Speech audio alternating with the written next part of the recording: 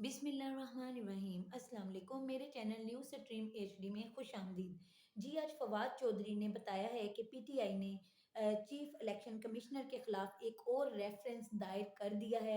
ये जो रेफरेंस दायर किया है, इसमें कौन कौन सी चीज़ें शामिल हैं? इसमें एक तो इल्ज़ाम लगाया गया है कि चीफ इलेक्शन कमिश्नर ने मनपसंद हलकों में इंतखाबात करवाए हैं। दूसरा इल्ज़ाम ये लगाया गया है कि इन्होंने दानिस्ता तौर पे बुरी नीयत से इमरान खान को नाअहल करने की कोशिश की।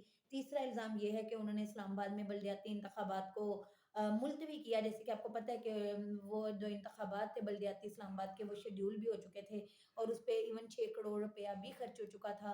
एंड टाइम पे चीफ इलेक्शन कमिश्नर ने वो इंतखाबात जो हैं वो मुलतवी कर दिए थे। तो उसके बाद पीटीआई जो है ये केस लेके अदालत में गई थी, तो अदालत ने ये हुक्म दिया था कि इंतखाबात जो हैं वो अपने टाइम पे होंगे। तो ऐसी वो जब हुक्म आ गया था, तो वो जब जिस दिन हुक्म आया उससे अगले दिन 31 दिसंबर का दिन था जिस दिन अदालत ने इलेक्शन करवाने का हुक्म दिया था। तो उस हुक्म पे भी चीफ इलेक्शन कमिश्नर जो है वो अमल ना करवा सके थे और अगले दिन इंतखाबात नहीं हुए। ये भी फिर इस रेफरेंस में इल्ज़ाम लगाया गया है कि इन्होंने अदालत की खिलाफ वर्जी की है, अदालत के हुक्म की खिलाफ वर्जी की है। तो इन 4 बातों को बुनियाद बना के chief election commissioner Sikandar Sultan Raja जो है उनके खिलाफ एक और रेफरेंस पीटीआई ने दायर कर दिया है। इसके अलावा पीटीआई ने ऐलान किया है कि वो अब अपने व्हाइट पेपर्स जारी करेंगी। नाज़रीन, मैं आपको बताती जाऊँ कि व्हाइट पेपर्स किसे कहते हैं। व्हाइट पेपर्स ये होते हैं कि उसमें कोई भी जो स्पेसिफिक पार्टी है या गवर्नमेंट है या कोई भी जो अपनी परफॉर्मेंस उन व्हाइट पेपर्स के थ्रू ज़ाहिर करता है कि हमने अपने दौर में ओवरऑल ये परफॉर्मेंस दिखाई। ये व्हाइट पेपर्स जो हैं वो ओवरऑल परफॉर्मेंस को भी शो कर सकते हैं या किसी एक ख़ास स्पेसिफिक शोबे से मुतल्लिक परफॉर्मेंस को भी शो कर सकते हैं। तो पीटीआई की जमात ने जो व्हाइट पेपर जारी करने का बताया है, तो उन्होंने कहा कि हम 2 चीज़ों पे व्हाइट पेपर जारी करेंगे। एक तो हम 3 जनवरी को मंगल वाले दिन मईशत के ऊपर व्हाइट पेपर जारी करेंगे। दूसरा उन्होंने बताया है कि हम 5 जनवरी को जुमेरात वाले दिन इंसानी हकूक और कानून की हुक्मरानी से मुतल्लिक व्हाइट पेपर जारी करेंगे कि हमारे दौर में इसकी क्या परफॉर्मेंस थी। और आज आपको पता है कि मईशत है या अगर इंसानी हकूक और कानून की हुक्मरानी की बात की जाए, तो ये दोनों जो हैं शोबे ऐसे जा रहे हैं कि जिनमें मुल्क इंतहाई इस वक़्त बुरी सूरत-ए-हाल से गुज़र रहा है। और पाकिस्तान की मईशत की इस वक़्त जो बदतरीन सूरत-ए-हाल है, इसमें पहले मिफ्ता इस्माइल इस हुकूमत ने आके उन्हें वज़ीर ख़ज़ाना मुकर्रर किया, तो मिफ्ता इस्माइल ने आईएमएफ के साथ माहिदा किया। मुल्क की सूरत-ए-हाल को देखते हुए आईएमएफ के साथ जब माहिदा किया गया, तो आईएमएफ ने अपनी कड़ी शराइत रखी थी कि पेट्रोलियम की मसनूआत की जो कीमतें हैं, वो 250 से 300 रुपए तक बढ़ाई जाएँ और इस तरह से कुछ दूसरी शराइत भी थी, जो इंतहाई कड़ी और सख्त थी और जिससे आम इंसान की ज़िंदगी बहुत मुश्किल होती थी। तो इन्हें फौरी तौर पे मिफ्ता इस्माइल को सख्त फैसले लेने पड़े और मुल्क में उसके नतीजे में महंगाई की बहुत बड़ी लहर आई, जिसकी वजह से तमाम अवाम जो है वो मौजूदा हुकूमत के खिलाफ हो गई। और फिर ऐसी सूरत में जब इन्होंने देखा कि मुल्क की सूरत-ए-हाल बहुत ख़राब हो रही है, तो इन्होंने इसहाक डार को बुलाया। क्योंकि नून लीग का ये मानना है कि इसहाक डार जो है वो बहुत अच्छे वज़ीर ख़ज़ाना है और वो मईशत को कंट्रोल कर सकते हैं। तो जी, इसहाक डार साहब जब आए, तो उन्होंने आकर ये चीज़ रियलाइज़ की कि उनकी जो मकबूलियत है उनकी पार्टी की, नून लीग की जो मकबूलियत है या जो पीडीएम की ओवरऑल मिला के भी मकबूलियत है, वो बहुत कम अवाम में रह गई है। और ऑलरेडी इस कदर महंगाई हो चुकी है और इस कदर सख्त फैसले हो चुके हैं कि अगर हम मज़ीद सख्त फैसले लेंगे, तो हमारी मकबूलियत मज़ीद कम हो जाएगी और हमारे सियासी कैरियर को, हमारी जमातों को नुकसान पहुँचेगा। तो इसलिए उन्होंने आईएमएफ की शराइत पर मज़ीद अमल नहीं कर सके। पेट्रोलियम की कीमतें जो हैं वो उस हद तक नहीं बढ़ाई गई, जिसकी वजह से मईशत की सूरत-ए-हाल जो है वो मज़ीद ख़राब हो गई। इसके अलावा इसहाक डार साहब ने जो 225 पे डॉलर को रोक के रखा है, उसका भी एक इफ़ेक्ट आ रहा है मईशत पे। अब अगर ये अभी ये अपना मसनूई कंट्रोल छोड़ दें, तो डॉलर की जो कीमत है वो ऑलमोस्ट 260, 255, 260 तक है। तो पहली बार तारीख में ऐसा हो रहा है कि ₹35 का फ़र्क आ रहा है। बैंक के अंदर डॉलर जो है वो 225 का है, जबकि बैंक के बाहर जो डॉलर है वो 260 का है।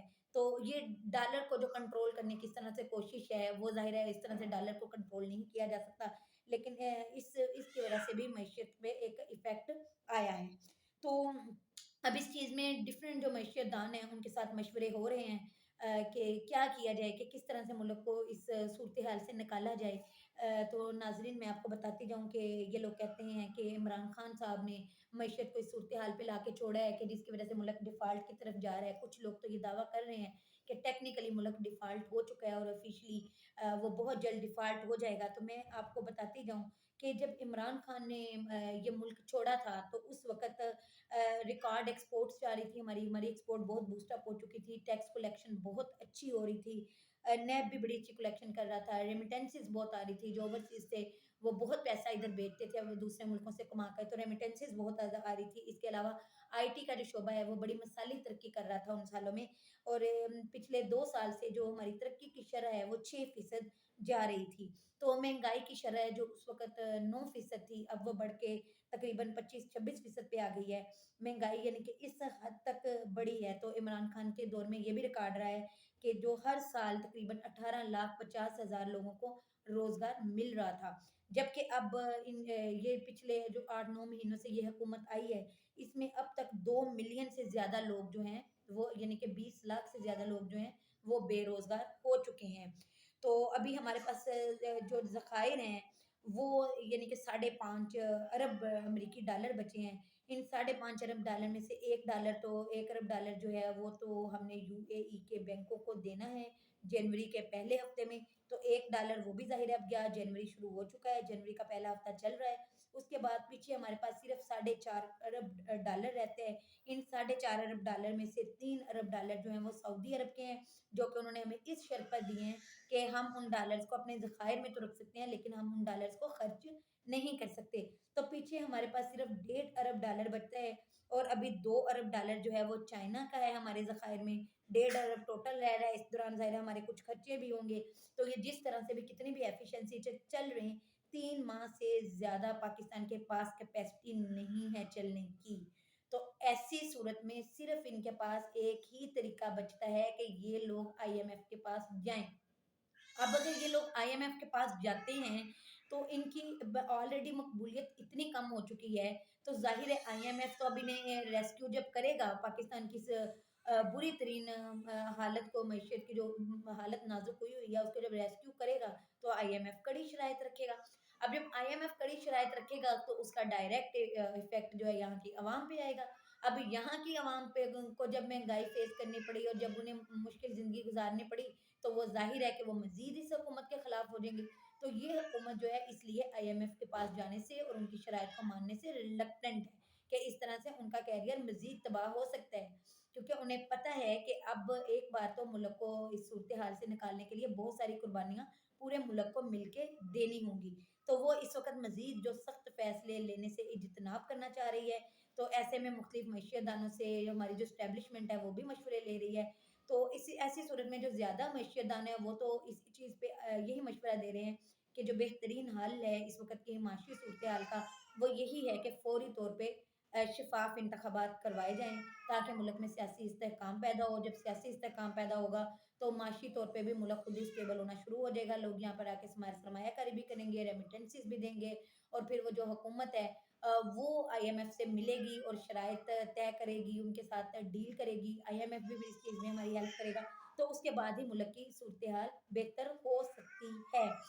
اب اگر ان لوگوں سے کہا جائے، نون لیگ سے ہم کہہ رہے ہیں کہ یعنی کہ آپ آئی ایم ایف کے ساتھ ڈیل کریں، تو نون لیگ ریلکٹنٹ ہے کہ ہم کس طرح ڈیل کر سکتے ہیں۔ اس وقت جو سیاسی صورتحال ہے وہ بالکل انسٹیبل ہے، کسی ٹائم بھی الیکشن ہو سکتے ہیں۔ عمران خان صاحب جو ہے وہ دھمکیاں دے رہے ہیں کہ پنجاب اسمبلی کو تحلیل کر دیں گے، کے پی کی اسمبلی کو تحلیل کر دیں گے، تو اگر واقعی وہ ان 2 اسمبلیوں کو تحلیل کرنے میں کامیاب ہو جاتے ہیں تو پھر تو یہ حکومت مجبور ہے کہ انہیں 3 ماہ کے اندر اندر انتخابات کروانے ہوں گے۔ تو اگر 3 ماہ کے اندر انہوں نے انتخابات کروانے ہیں، اگر اگلے 3 ماہ کے اندر ہی انتخابات ہو جاتے ہیں تو پھر انہیں کیا پڑی ہے کہ وہ اپنے سر پہ یہ سارے برائی لیں کہ جی ہم آئے اور ہم نے غلط فیصلے کیے اور ہم نے مہنگائی بڑھائی، اس لیے جو ہے وہ موجودہ حکومت جو ہے وہ آئی ایم ایف کے ساتھ پاس جانے، ان کے ساتھ ڈیل کرنے اور سخت فیصلے لینے کے خلاف ہیں۔ ہاں جی، ایک یہ معیشت دان جو ہیں وہ ایک یہ صلاح بھی دے رہے ہیں کہ ایک ٹیکنوکریٹ جو گورنمنٹ ہے وہ لائی جائے۔ اب ٹیکنوکریٹ گورنمنٹ یہ لوگ کہتے ہیں ہم 2.5 سال کے لیے لائیں گے۔ اب جو اگر یہ لوگ 2.5 سال کے لیے حکومت ٹیکنوکریٹ لانے کی بات کریں تو عمران خان اس پہ راضی نہیں ہوتے، کیونکہ یہ لوگ تو اس لیے 2-2.5 سال چاہ رہے ہیں تاکہ انہیں ملے وہ 2-2.5 سال، اور اس میں وہ سخت فیصلے بھی ٹیکنوکریٹ گورنمنٹ لے گی، اس میں کسی پارٹی کا کوئی نقصان نہیں ہوگا۔ تو ایسے میں جتنی بھی مقبولیت کم ہوئی ہے نون لیگ کی یا دوسری پی ڈی ایم کی جماعتوں کی، جتنی بھی مقبولیت کم ہوئی ہے وہ دوبارہ کسی نہ کسی طرح اپنی مقبولیت کو ریسٹور کریں گے، پھر دوبارہ انتخابات ہوں اور پھر اس کے مطابق فیصلہ ہو۔ عمران خان یہ اس ٹائم نہیں چاہ رہے کہ عمران خان صاحب چاہ رہے ہیں کہ فوری طور پہ انتخابات کروائے جائیں۔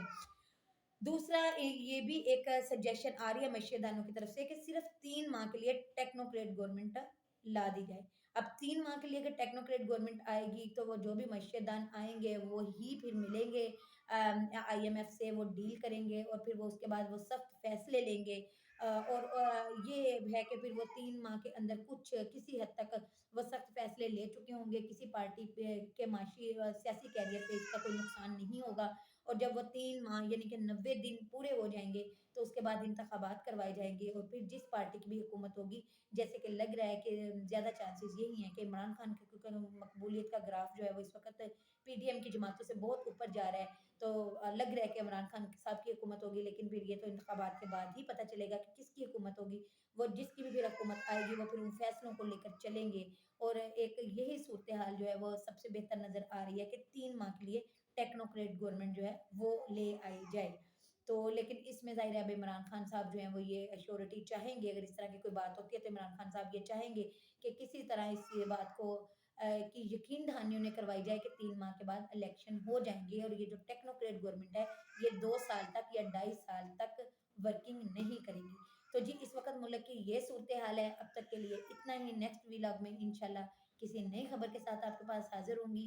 अल्लाह ताला आपको ईमान वाली सेहत भरी ज़िंदगी अता फरमाए। अल्लाह हाफ़िज़।